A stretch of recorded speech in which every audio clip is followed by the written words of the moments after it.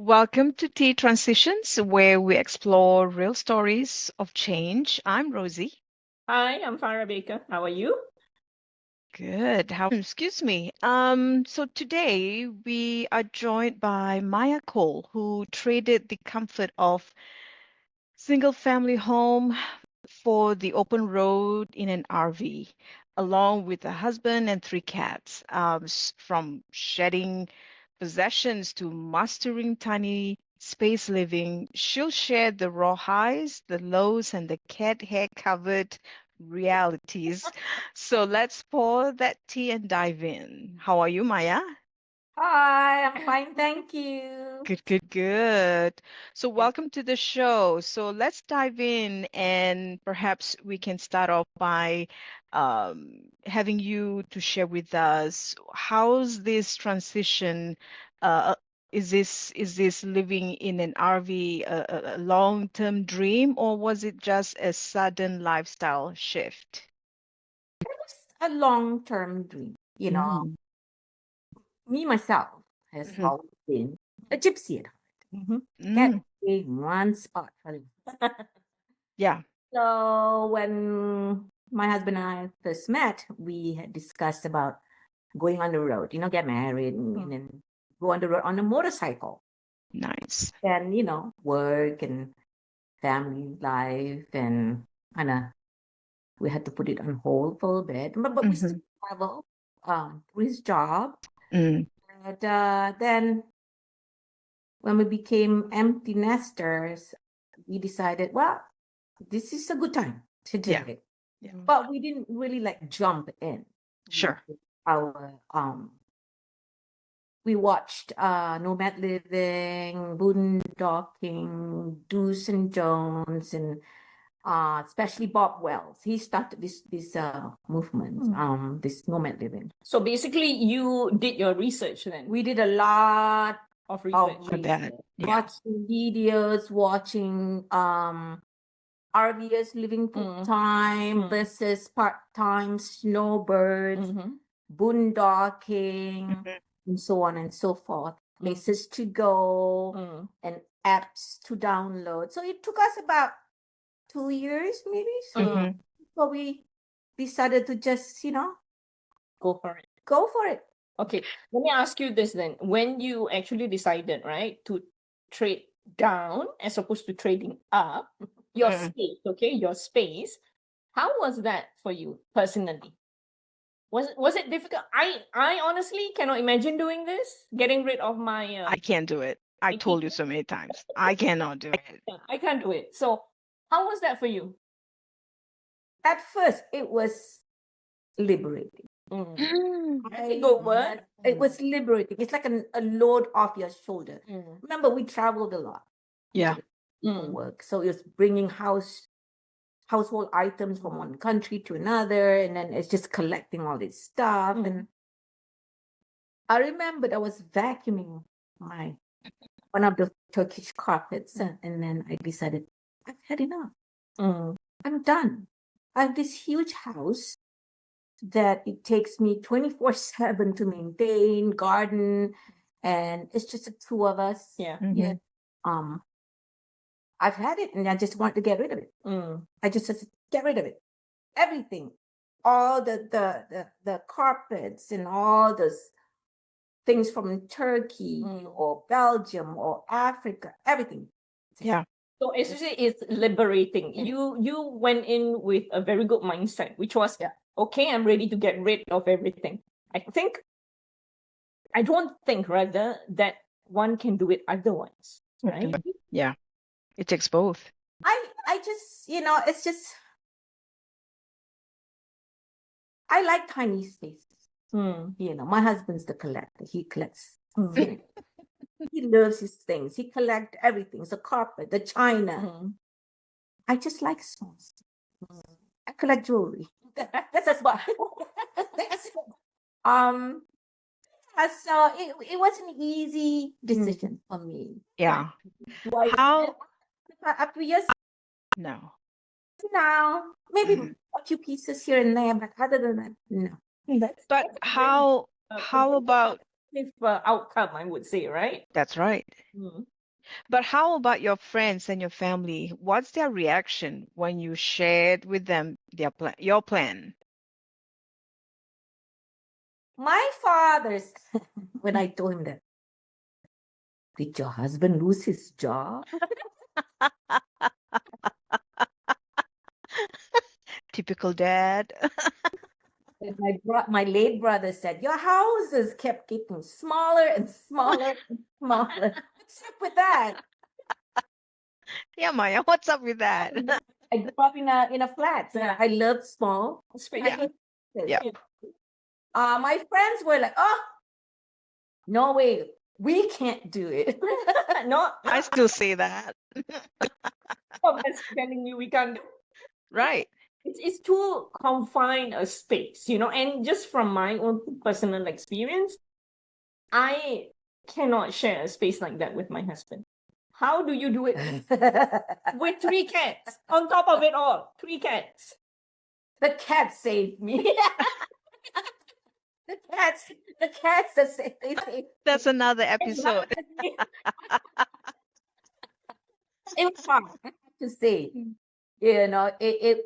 It was very, very hard. We were asked many times while we were on the road, how do you do it? How do you manage to live together in a tiny little box? With the first RV that had the smart one? And I said, you've got to really, really like that person. Really like that person. Okay. I'm not saying that it's perfect or anything. Yeah. We have ups and downs and screaming matches once in a while, but still, it is. Yeah. I'm interested to know how long did it take you guys to actually plan it, from planning it and to moving day one? How long was that?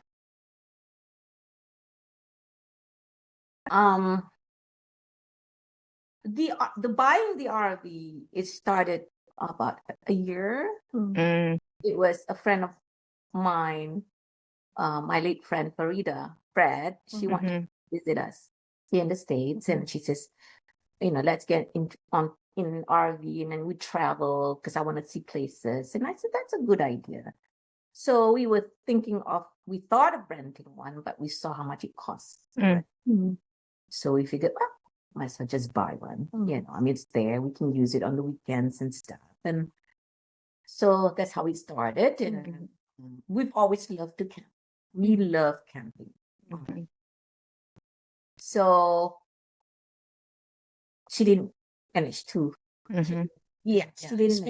She experienced because she passed away. We looked at each other and said,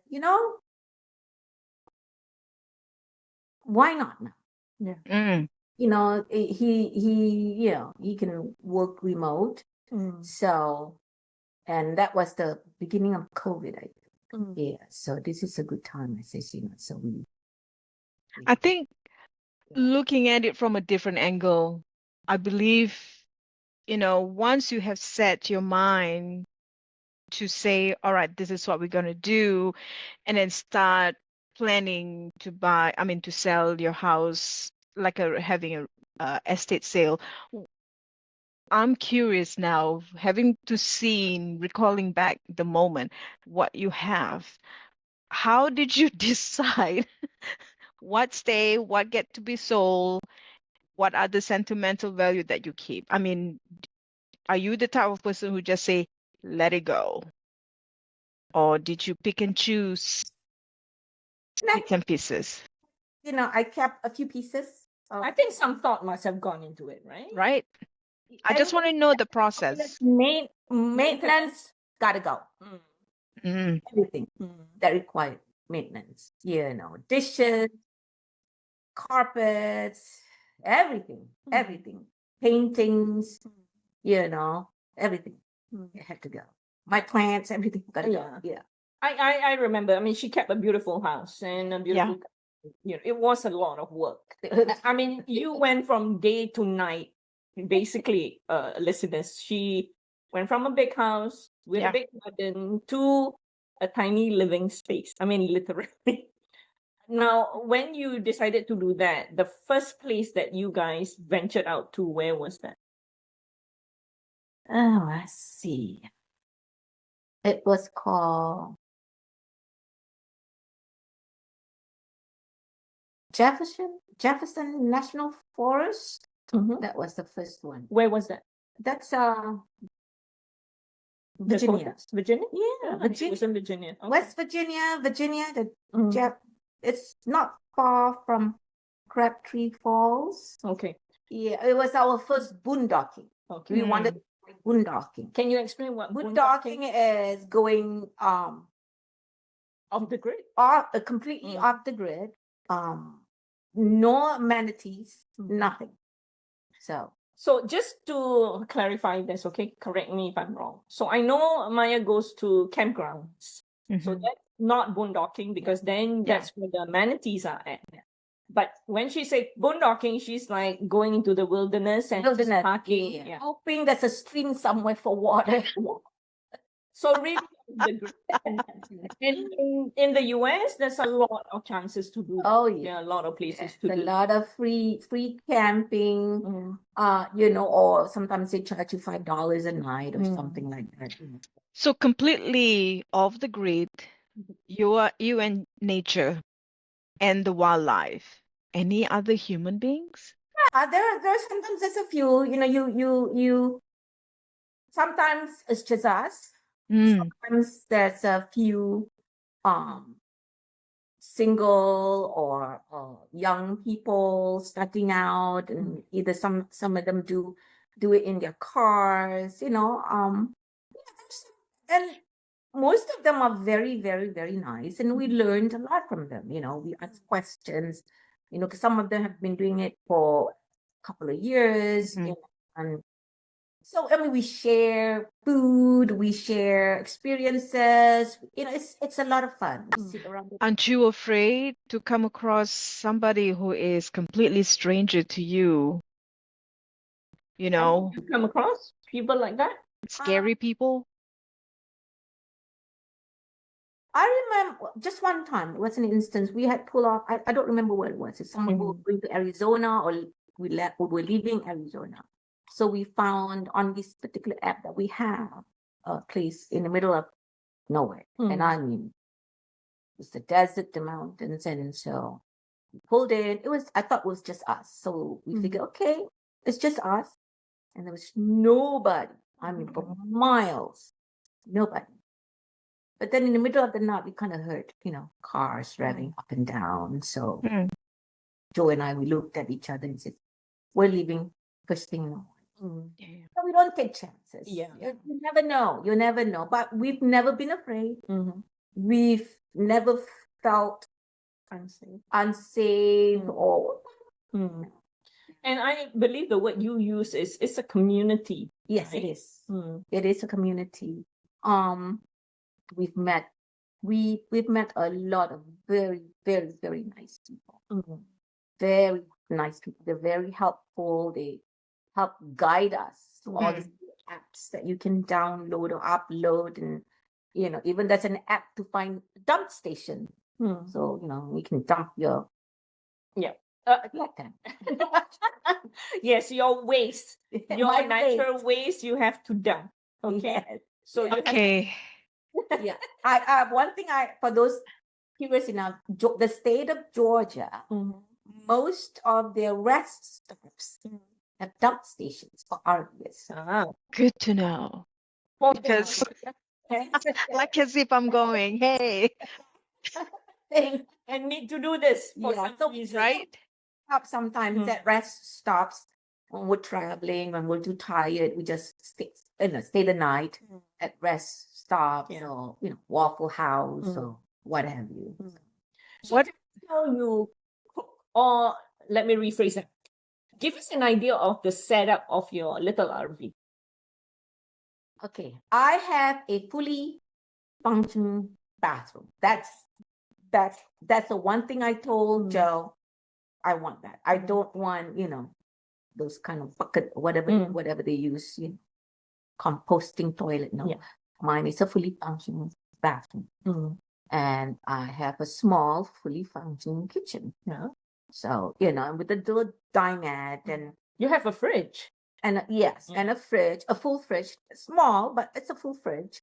So it's like a little penthouse on wheels. So Love that It's a description. penthouse. it's a penthouse. Love.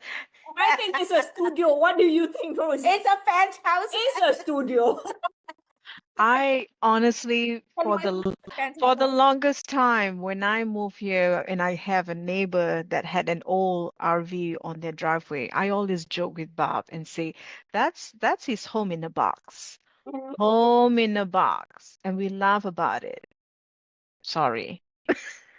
So, okay, you have a full kitchen, you have and you have converting dining spaces and Yeah, the dinette converts to a bed, and then we have a bunk bed. This is the first RV that we had. There's a bunk bed above the cab, and then we have a bedroom with closets and stuff in the back. Okay. So it sounds doable. Not for me, but it sounds doable. The cats get the bunk bed, so that's where the beds and stuff, So How did you get to know what is what this when you drive to your lot, how do you know to plug what in to dispose what out? Do you or Joe kind of have a manual 101 RV or trial and error? no, we go, like I said, we watched nomadic living for 2.5 years, almost 3 years. So we learned. So he knows what to do. He showed me a couple of times, and I said, "That's good, but then you can do it yourself." You do it. I won't do it. Yeah. But other than that, he handles all that stuff. When we get to my space, our space, wherever we're going, when we get to the sites, we follow water. It has to have water, whether it's a brook or a stream or a river or the ocean, what have you. He'll pull up. He'll set up my little chair by the water, my fishing pole, and I fish for lunch or dinner while he set up the camp. That's our routine. Yeah. Now, explain to us how mail would work for you. I find this very fascinating, this mail business. Yeah, we have what do you call an address in South Dakota. We're South Dakota residents. We went up there to America's, I think it's America's mailbox. It's America's called that. Okay. America's mailbox. So you drive up to South Dakota, and then you stay there 24 hours, and then you become resident. Okay. And then your mailbox. They will do they tell us, go and get your driver's license, and so they set up for a fee, a yearly fee. So they set up everything. So every mail goes to them. Okay. They'll scan if it's important, and then they will mail it to us to where Okay. or at that particular time. Okay. So we are South Dakota residents. Okay. So now, if say you are in California, how does your mail get to you then? We find a post office. So The then nearest post office. Okay. And then they'll mail it to the post office, and we go pick it up, or they can mail it to a friend's house, or any. So sound like you have to really plan your path of destination accordingly in order for you to. We have never planned. We just wake up in the morning and then the weather sucks. Let's go somewhere else. So we try to follow water though. Yeah. We follow the weather. Yeah. We really have no itinerary. We have no plans. I kind of like that part of it, where it's like free living. You don't like your neighbors? Let's go. Kind of Right. thing. And yeah. And sometimes we do stop at nice resort campgrounds where they have the full hookup, so that we can, clean the tank, do proper laundry, What's long showers. What's the one thing that you miss living in RV versus living in a house? Hmm. Showers. Long Showers. showers. She followed the water, Yeah, follow the can water. dip herself in the water. Gardening. Oh, Oh, yeah. you can come here anytime. You know, you can come to my house. I have an acre lot right here. Come, come, come. I have offered everybody, call me if you need some gardening. Oh, I bet you, yeah. Springtime, come over here, please. I miss that. I mean, Mm. it's I do have plants in pots, but they don't do very well in RVs because of the air. Yeah. You know, it's enclosed, so they don't do very well. But yeah, I miss that. And the one thing that you don't like living in an RV. Hmm. I guess I can't think of one. That means you love it. Yeah, she I love likes it. it very, very much. I do. I mean, we could You- have You're built weird. You, as a city girl, you Yeah. love it. I cannot understand that. I'm sorry.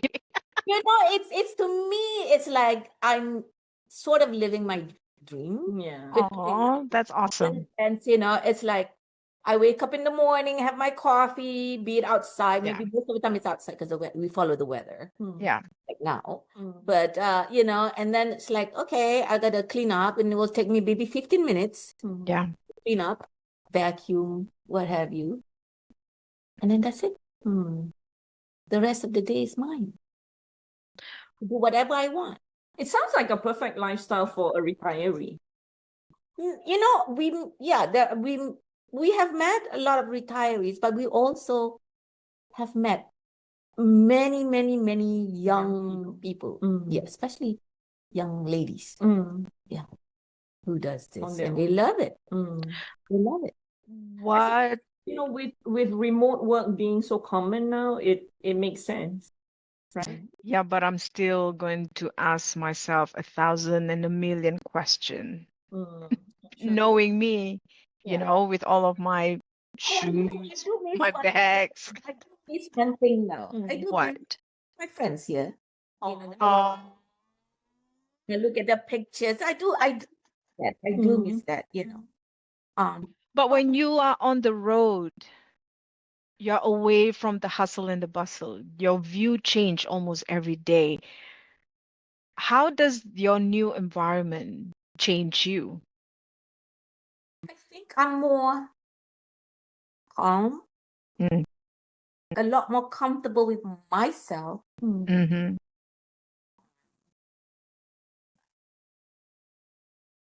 Clear, my mind's clear. That's important right there. Voice, too many noises and stuff, and Yeah. and Do you think it's because you're out there more with nature that you're like that, or in places where it's more isolated that you feel this calmness?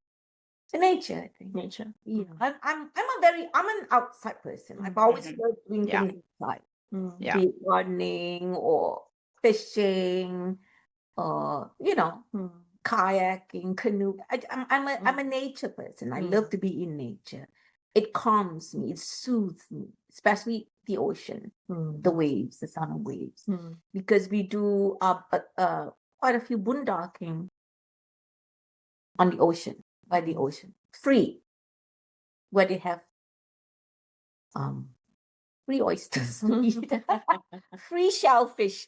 I love going, harvesting fresh shellfish. Mm. Yeah. I love it. So yeah, just being out there. So do you think this is a permanent lifestyle? Or it's, you might change your mind along the way? I like it to be permanent. You would? Yeah, but the thing is, you have to realize you're getting older. You can't keep doing this. I met some of our friends, road friends, who at the age of 80 decided, this is too much, buy a house or something just to kind of stay put for a place to go back to. I mean, they still go out once in a while, but as you get older, you just But it's so admirable in coming in from at a different angle, looking in your lifestyle now, because you pretty much know what you want. know what you are going after, and let go of the things, because materials is in realistically materials are nothing to you because you sold pretty much 99.99% of your stuff. I think that's where It's the hard for a woman in general. It's yeah. hard. It's not easy. And then you're back and forth on the road, hop from one city to the other. You automatically change your character in the sense that your flexibility instantly appear in a split moment like that. You have to change that mindset. I think the I have to say this. It's like, when, you don't have the fear of missing out. You know, you see things and, like, it's okay. I'm here, I'm happy. That's important right there. It is. I mean, Yeah. we have had opportunities to build a house. We have Yeah. some but the thought of being in a structure, the house Yeah. Mhm. that I can't carry with me, Yeah. In the building. the building, I Mhm. can't move it. Yeah. It scares me. Kind of makes me feel like I'm not ready. I'm just not ready. I just can't. Not right now. Yeah. We're thinking maybe down the road buying a little apartment somewhere that we can put our stuff and then just go on the road and then go back when we need Yeah. maybe whatever it Yeah. is. But just the thought being in a house and collecting more stuff, which people are prone to do when Mhm. I just You don't want to can't redo that, repeat that. like last night. For example, I was just going through, I was doing laundry and I was folding all these clothes and I'm like, I can't wait for spring to come so I can get rid of all this stuff, this extra clothes I had to buy because It's cool. it's cold and we're stuck here in a Yeah. area because of work. So I'm Yeah. like, I can't wait. I want to get rid of all this stuff. It's just too much. And because winter, you are layering, you need to keep yourself warm. So most of the stuff are bulky and thick, and Yeah. it occupy a lot of space. I Yeah, totally so am it's with like, you. to me, it's like I need to get rid of them. Like Yeah. I want to Yeah. get rid of them because I'm so used to just having a few things, which I'm happy. I mean, Yeah. we don't do a lot of parties and stuff, so we wear the same thing. Yeah. Yeah. Comfortable. We wash it every few days, Yeah. or a small washer. But now that we've been here for quite a bit, it is starting to get to me because I'm not on the move. Yeah. Mm, Moving, yeah. I want to wake That up to makes sense. sunrise. I think what here as when you started this conversation with us was Gypsy. Yes. The Gypsy. Gypsy. Chabot. That's Yes. Yes. style. So we are close to time, but let me ask you this now then. What should people realistically know before trying to downsize, like drastically? What do you think will be the advice you can share with them? It depends. It depends on what you want to do. If you want to downsize to a small house, Mm, then like I said, things that requires maintenance. That's how I do it. yeah. But if you go RVing, same thing. Just think about it. Look at the things. Do I need it? Do I not need it? Does it require a lot of maintenance? So you're saying for someone considering moving to a RV life, what's the step by step that they must take before committing? So that's something that they have to lay down. Yeah. First of all, do the research. Yep. Yeah. Research is very important. And then Yeah. look up Nomadic Life Yeah. or Bob Wells. We learn a lot from Bob Wells. And I don't know if any of you have had watched the movie Nomadland. Yes, I did. Yes, I did. Yeah. watch that. Mm. That's that nice RV life, which I have to say we have a nice RV life. And then that's the other side. Mm. Okay, Mm.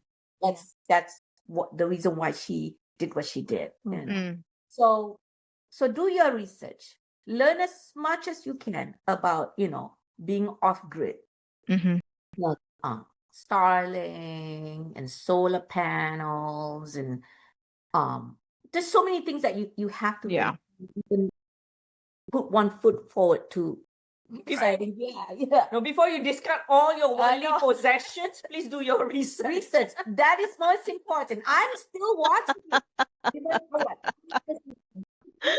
Because people like Farah and I, we will discard everything without even going through it.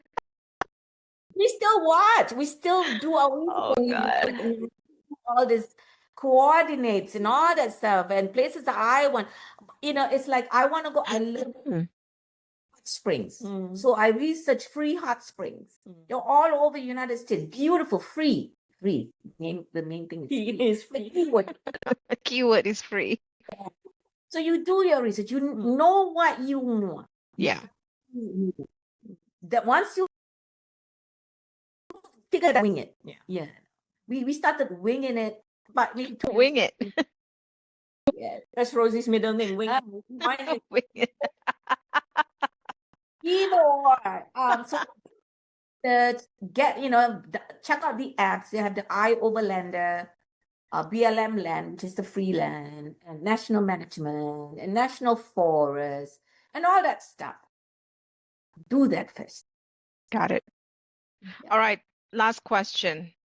What is home to you now? Home is where my babies are. Yay. And their names again? Blue, hold on. Blue Poppy, And Stan. Sammy. There you go. Then the other baby, yes, the other baby. my son Wesley. Wes, there you go. Thank you. Cool. This is awesome. I learned new things today. Yeah, I learned that I cannot be in an RV. No, that I knew it long time ago. I mean, Wheels. yes, I'm sorry. I cannot be in the penthouse on wheels. My penthouse got to be on the top floor. Your penthouse is a structure, Yes, building that stays right there. exactly. Oh my. But thank you so much for being our guest. Your lifestyle is not for everybody, No. but No. very curious about her lifestyle. Yep. Especially in the US. They never know where Maya is at any other moment. So my takeaway today is watch, learn, adapt at your own pace. Your background is your strength, and keep growing through transitions. And you also Awesome. crazy. Yeah. There you go. I think that I wouldn't say craziness, it's the free spirited attitude. Craziness. You know? You gotta be crazy to be able to. Crazy it is then. Well, yeah, that too. So for Awesome. thank you for joining us. If this story has resonated with you and you would like to share with us your own stories, please drop us an email or DM us at T Transitions. Sorry, email us. Wait a minute. She's still dreaming about her penthouse. Sorry. Downsize. Yes. Email at ttransitions.com. That's how you contact us. Oh. And don't forget a reminder to subscribe to our channel as well as all of our other social media platforms. Thank you so much, Maya. And we'll see you again in our next episode, guys. Bye.